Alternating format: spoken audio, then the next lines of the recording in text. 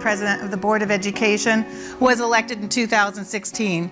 Prior to that, I was on the school board for the Escondido Union School District for 4 years. I actually, my board work I do in my spare time, if we all know what that is, right? So, but for my regular job, I work for a really great organization called Lego Education. Anybody familiar with Lego? Yay! So guess what you all are going to get today? Lego. Right? So this is all about play. So with that said, my intention is to make this as lively and as engaging as possible because I stand between you and happy hour. So how many of you have ever seen this quote? Act your age, not your shoe size. Right? Anybody ever see this? Yeah. Okay, cool. Because guess what we're going to do today? We're going to act our shoe size and not our age. And I'm going to assume that the average shoe size is what? 8, 9, maybe? So does that put us, what, 3rd and 4th graders in here? So roll up your sleeves, get comfortable.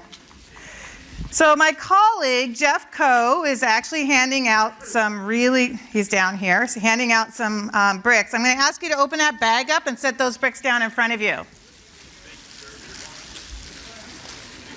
It sounds like it's really hard opening up that bag. You guys got that okay? All right, everybody pretty much unbagged? Unbagged. All right. So I want to share with you that there are no wrong answers, first of all. So this is all about play, right? So with that said, I'm going to ask you a really important question. How many of you know what a duck is? Raise your hand. You all know what a duck is? Okay, because it's really important that we build upon that existing knowledge. So I'm going to give you 30 seconds starting now to build a duck. I got an idea. Is this right? No. That's the feet. Oh, this is the feet? Yeah. Okay, then there. What's that?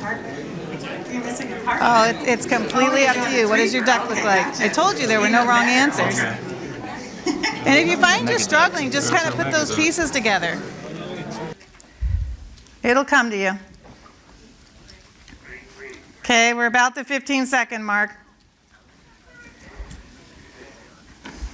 Is anybody feeling like they need a little extra time? We're good? All right. You guys are pros. Time's up. Everybody hold up their ducks. Share it with your neighbor.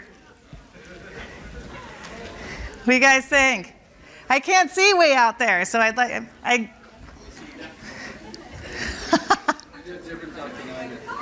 right. I am a person that likes to walk around, so I'm going to do a little walking around because I want to look at your ducks here. But... did you see this slide here? This is the power of imagination, right? My favorite one in the middle, look at that little guy up there. What's he look like? Yeah, you guys, come on. I have to see some of these ducks here. So, I didn't give you any building criteria, did not give you any design criteria, did I? Our ducks are in a row. And their ducks are in a row. This is awesome. So, but I see a bunch of ducks out here. You guys all did a fabulous job, right? So let's talk a little bit about these ducks that you just did. And the end goal here is there's many ways to reach a solution, right? Gave you same 6 bricks. You all started off with 6 Lego bricks. But did you know you were using 24 different skills building those bricks? You guys have any ideas what kind of skills we were using? Dexterity. Dexterity is a good one. Visual, imaging. All right. I'm just gonna get to it, right? So let's look here. Let's talk a little bit about this. And this all equates to how play is learning, right? So symbolic representation.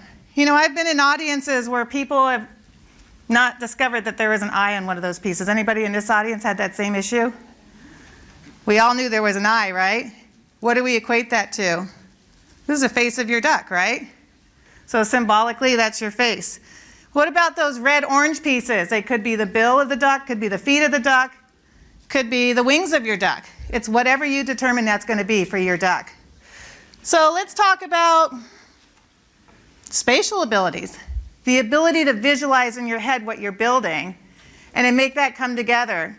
And you build those objects, those 3-dimensional objects, into what you're building, and you made those beautiful ducks. And then finally, I gave you all 30 seconds. How many of you felt a little bit stressed when I told you to build a duck in 30 seconds? Anybody? Yeah, you can admit it. It's okay. This was one task, and Jeff, where are you? I'm right here. So when we started at Lego Education, did they have you build a duck? Yeah, did you feel like it was some kind of test for our employment there? Yeah. Okay, yeah, no. So self-regulation is the ability to be able to set your mind to a task and get that task done. You set a goal and you made it happen. You guys didn't throw your pieces down and give up and walk out of this room, did you? You got it done. You're all still here, so congratulations. So this all has to do with play as learning. So children are born to learn, and on average, 98% of our 3-year-olds have genius levels of creative thinking. And then we start school, and our children start going to school, and guess what happens? Fewer than 2% of us retain those skills by the time we're 25 years old. So I'm going to ask you a question. What is this? It's a circle, right? Portal. But what would a child tell you? What would a 2 or a 3-year-old tell you that is? They might say it's a ball. I was in Hawaii last week and I mentioned snowball and they didn't know what that was. So, could be the sun, it could be a plate, right? But we actually interviewed some kids and we got some answers here for you. I have to keep up on my notes here. So these are what our kids told us.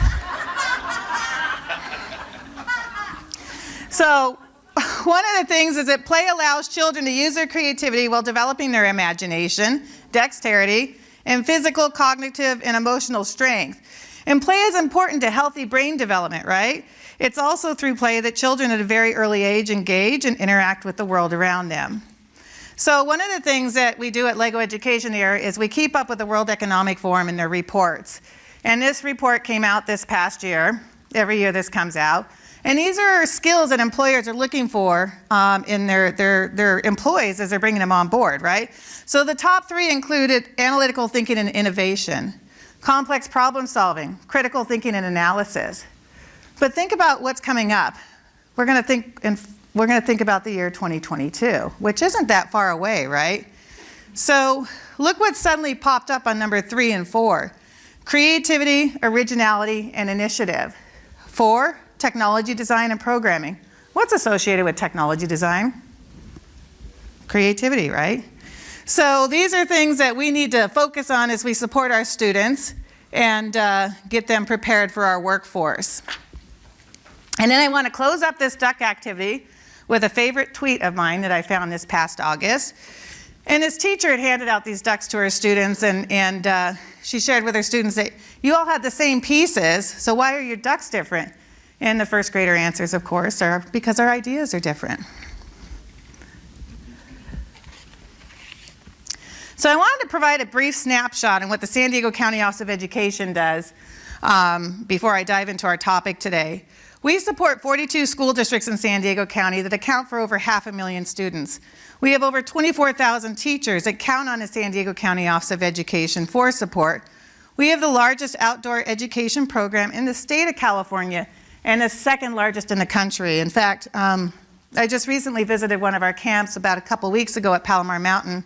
And I got to tell you, it's great. We're talking a lot about digital and technology, and it's so great to get back to the basics and enjoy outdoor education.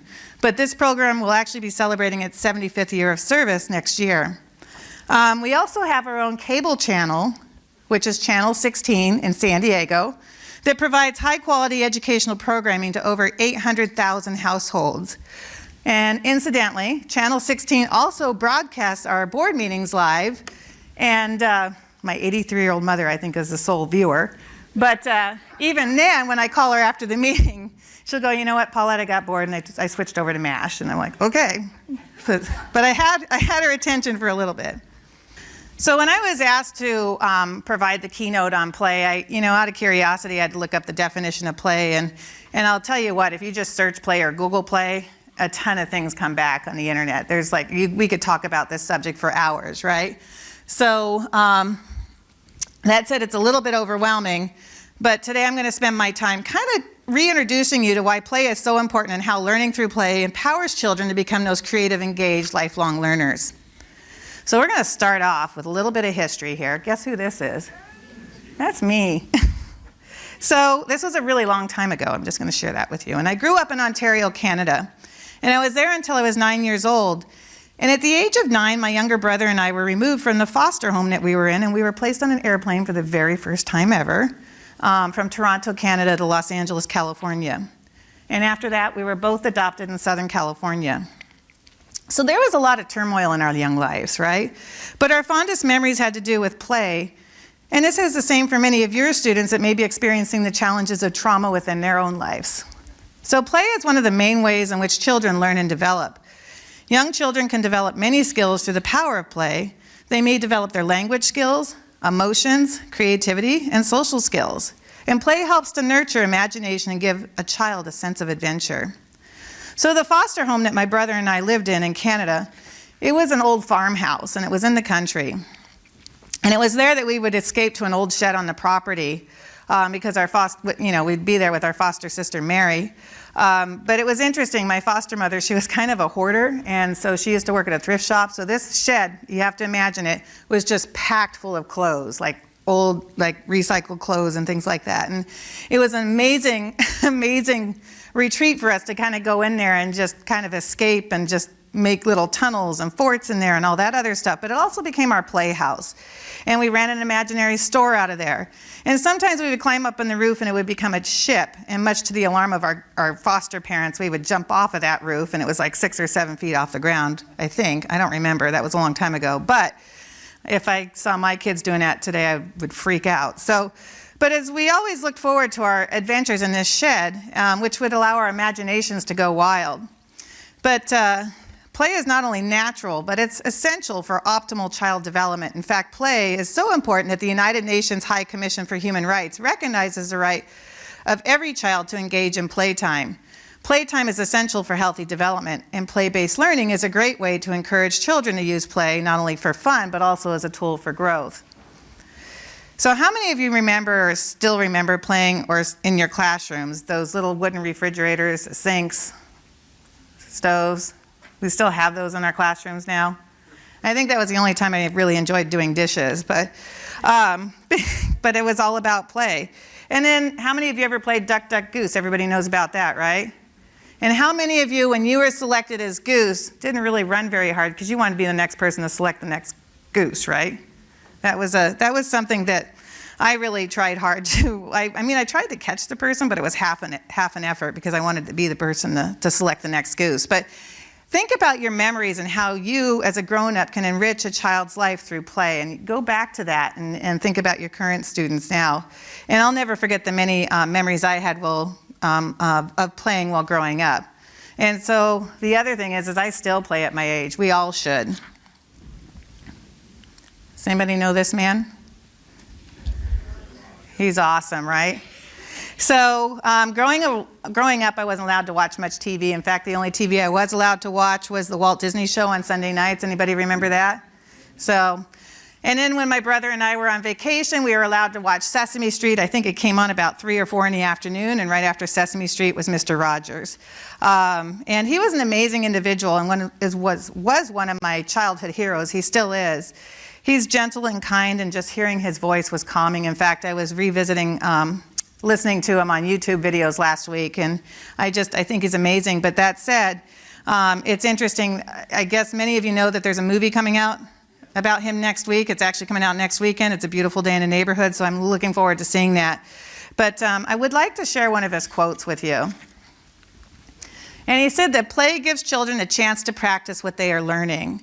So play is a way that children learn about themselves and the world, and they learn to get along with others. They sort out conflicts, they practice language skills, they develop fine and gross motor skills. In addition, play encourages independence, self-esteem, creativity, and it gets their energy out. So it gives children much needed downtime and functions as a stress reliever. So let's give you an example of how learning can happen through play. So this little guy, his name is Gun, G-U-N-D, and Gun is loved, and Gun has been played with, but Gun's now 27 years old. Don't ask me where the name Gun came from. But my husband and I gave our oldest son, Michael, Gun when our youngest son, Kevin, was born. Michael played with Gun. He learned to care for Gun and learned to nurture Gun. How did he learn? He learned by observation and how we as his parents took care of him and how he took care of his baby brother. And by practice, he tucked Gun in for naps and using a baby blanket just right so that Gun didn't get cold, and he spoke gently to Gun because Gun was loved. And he even brought Gun to dinner, even though Gun wasn't a big eater. But as a side note, Michael now is a first-year teacher teaching 8th grade science this year. This is kind of a little bit of a proud mom moment. And I went to his classroom recently to observe him and see how he is with his students. And I'll tell you what, not that I'm biased or anything, but I think he's really great with his students, and I'm thinking we can credit that to our little buddy Gunn here. So not to be outdone, this is Pooh. And Pooh is nearly 50 years old because Pooh is mine. And Pooh is a place of honor in our china cabinet back at home in San Diego. But I remember taking care of Pooh just like Michael cared for Gunn. And so this was a one toy that came with me from California to Canada when I was adopted. So Pooh has a lot of special learning memories for me. And one of those included making him a new eye, and you can see up there his left eye is not the same as the right eye when his eye popped out, right? And if you would flip Pooh over, his bottom kind of looks like Frankenstein because he would lose his beads out of there, and I had to keep his beads in him. But you know what? That said, I too learned from play by nurturing and stitching up Pooh and loving Pooh. So play is integrated in learning with a lot of make-believe that allows children to develop abstract thinking, verbal and social skills, along with self-regulation, all of which enhances their imagination, vocabulary, social, emotional, and cognitive learning skills. So today what I'd like to do is dive a little bit more into the 5 characteristics of playful experiences. And these 5 characteristics of playful experiences were researched by the LEGO Foundation. The LEGO Foundation, like LEGO Education, is a part of the LEGO group. And they do a lot of really amazing things around the world I could go on and on, but we'll talk about that later. But what we'll do is we're going to dive into these 5 characteristics, which include joyful, meaningful, iterative, actively engaging, and socially interactive. So the first one we're going to talk about is joyful. And you've heard the saying that laughter is the best medicine. Just think about how great you feel when you participate in something you really enjoy. That's what play is all about. When you play, you have fun, and when you have fun, you laugh. Recent research has found that laughter is a powerful, readily available, and cost-free way to boost your mood and psychological well-being. Although I think we've known that for a really long time, right? So that's what makes play worthwhile. And joy is at the heart of play, both enjoying a task for its own sake and the momentary thrill of surprise, insight, success after overcoming challenges. So recent research again shows how curiosity and positive experiences are linked to learning. When teachers use activities that make learning engaging and fun, students are more willing to participate and take risks. Having fun while learning also helps students retain information better because the process is enjoyable and memorable. And joy comes with the power of surprise. So for example, if we're playing a board game and we're in last place, but guess what? You roll the dice just right and you're placed in first place, that's a joyful moment for you. And I'm going to also share with you that joy also comes when you see everybody's really fabulous ducks that we just shared with each other. The next part of that is meaningful, and meaningful is all about making sense of those playful experiences. And meaningful is when a child can relate new experiences to something already known. In play, children often explore what they have seen and done or noticed others do as a way of grasping what it means. By doing so, they can express and expand their understanding through a variety of media, symbols, and tools. When you built your ducks, and I shared with you the skills that you used when you built your duck, how meaningful did that activity become for you?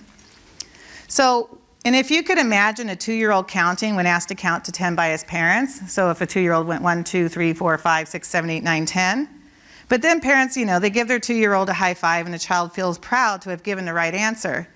But when that child is given 5 objects, like pieces of fruit such as grapes or blueberries, and by the way, blueberries are my favorite, and asked to count them, that child cannot come up with an answer. So we need to make that meaningful for that child. The same thing happens with the alphabet song, as we all are very familiar with. So meaningful play or learning ensures that knowledge is fully understood by the child and can be used to make connections with other known knowledge, aiding in further understanding. So learning is hands-on, minds-on, and learning through play also involves being actively engaged. Are you guys ready to get active? Okay, I can see. So one of the things is, were you engrossed while you were building your ducks? Some of you? Some of you still playing with your ducks while I'm talking? I was going to say that's usually what's happening because a lot of you are rebuilding your ducks as I speak. So this mental immersion and ability to stay focused are especially powerful in the context of learning through play. So we're going to play some more. And you guys, and this room was not what I expected, but we're going to play Paulette Says. So is everybody familiar with Simon Says? You guys can do it. All right, so, okay. All right, we're going to start off. If you feel more comfortable going out to the aisle, you're certainly welcome to do that. I think I'm going to go gentle on you guys here. So the first thing, he's already out. Yeah, but you need to sit. So, whoops. The first thing is I'm going to say, Paulette Says stand up. All right, and I want you guys to narc on your neighbors if you see anybody flinching here, okay? Because you know if you're out, you're out. Paulette Says raise your arms. Touch your toes. Oh, weird. I saw it over here. Sorry. Paulette Says put your arms down. Paulette Says wiggle your nose. Bend and touch your knees. There are no flinchers. You guys are way good. Paulette Says make a funny face. Paulette Says you can stop making a funny face. Paulette Says touch your head. Paulette Says touch your shoulders. Take your hands. Okay, sorry, that was my fault. Touch your head. You're out. Paulette Says take your hands off of your shoulders. Paulette Says stand on one foot. Put your foot down. Anybody? Okay. Paulette Says put your foot down. Paulette Says wink with your left eye. Paulette Says wink with your right eye. Paulette Says raise your right arm. Paulette Says put your right arm down. Put your left arm up. I was going to say I saw that, Leilani. All right, so we have quite a few folks standing. I'm not going to belabor this, but I'm going to share with you that congratulations to all of you that are still standing. You've been promoted to your next shoe size, so thank you very much. So with that, did you feel like you were actively engaged? Yeah? Did I wake you guys up for a little bit? I made you think I had your full attention? Did you learn anything? You learned how to pay attention, right? That's important. Did you guys have fun? Was that a playful memory for you? Okay, good. So how many of you walk into classrooms right now where children are literally climbing out of their seats with their hands up as they're very engaged in their learning? Any of us ever experienced that?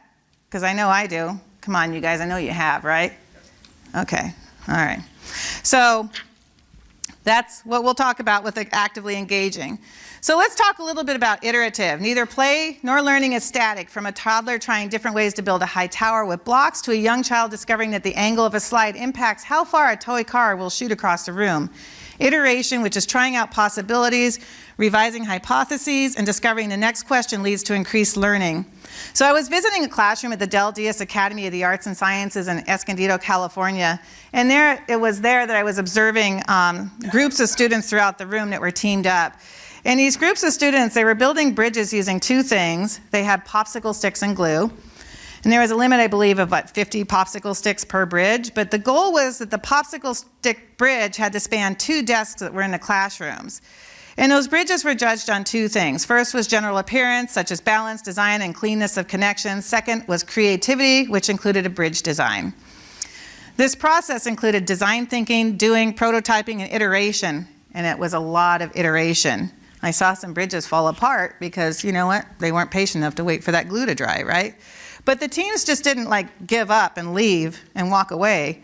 They picked them up and they redesigned as needed. They were engaged and they were having fun, and they were learning through iteration. So we need to let students play in math and let them play in science, let them play in engineering, because when they build that tower and it falls over, they don't say it's too hard. They say, I want to try it again.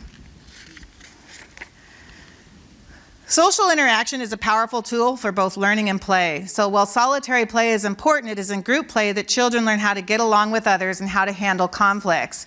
They experience group processes of thought and the give and take of compromising. In that sense, play is real-life learning. It helps them get ready for the everyday experience of interacting with others. So we're going to try this out. So I want you all to find a partner, preferably somebody next to you. And when you're partnered up, there we go. Are we good? Do we all have a partner? Does anybody not have a partner?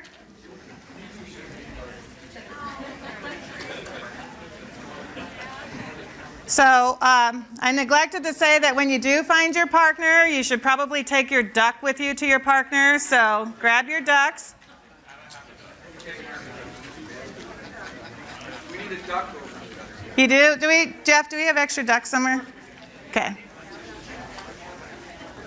So what we're going to do, if you were in love with your duck build, I'm really sorry, but take a picture of it, and we're going to do the unthinkable. You guys are going to take apart your duck and have 6 pieces in front of you again. And then, what I'm going to have you do with your partner is you've got 12 bricks now, and guess what we're going to do? We're going to build a super duck together. With your partner, you're going to build a duck together using those 12 pieces. So with that said, I'm going to give you a little extra time to do that. I'm going to give you a couple of minutes to build that duck. Starting now. You're missing a partner. What's that? You're missing a partner. Oh, you're doing a threefer. Okay, gotcha. Even better, ultra. Okay, got another minute to go. You have to use all pieces. Yes, I want you to use all pieces. Great question.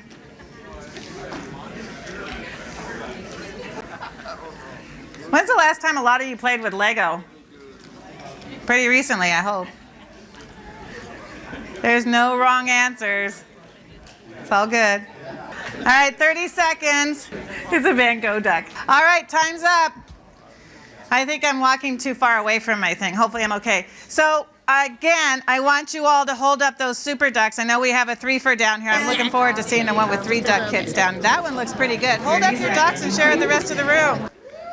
These are some beautiful ducks, again. So let's be a little bit social. I want you to take a picture of a selfie of yourself with your duck, with your partner. And I want you to get social. If you're on Twitter, Facebook, Instagram, all right. If you all have stopped, done your social media stuff. So did you feel a little bit socially interactive during this exercise?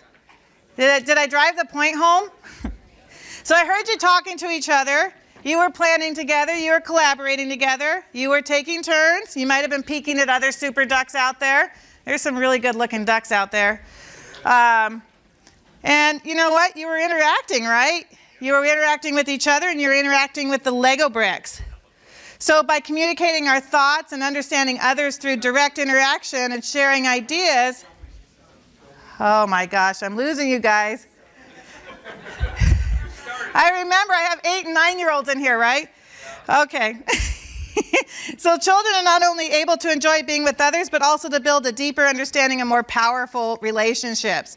So once again, guess what we're going to do? We're going to do the unthinkable.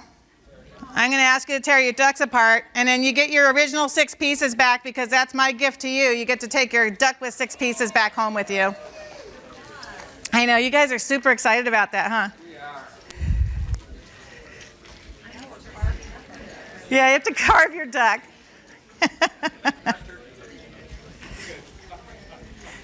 So while you're doing that, I want to just go ahead and review the 5 characteristics of playful experiences. We've talked about how joy is at the heart of play. How playful experiences can be meaningful. We were actively engaged with Paulette Says, and how iteration can lead to increased learning, and finally, how social interaction is a powerful tool for both learning and play. So how does this all tie back to the why it is so important to education? Each type of play is healthy and important for learning because playtime gives children an opportunity to explore the world around them. They learn to identify new things, emotions, and skills. Kids use play to take risks and learn from them. Even though our kids' schedules are busy with activities, there is a need for reasonable balance between structured activities and free time. While structured activities are a part of growing up, it's important that young children have enough time to play, a safe place to play, and friendly people to play with. By making sure there's enough time for play in your child's schedule, you'll be ensuring that your child has time to be just that, a child. So, I want to ask if you all had fun today, this afternoon. That's important. So did you learn anything through play in the last few minutes? A little bit?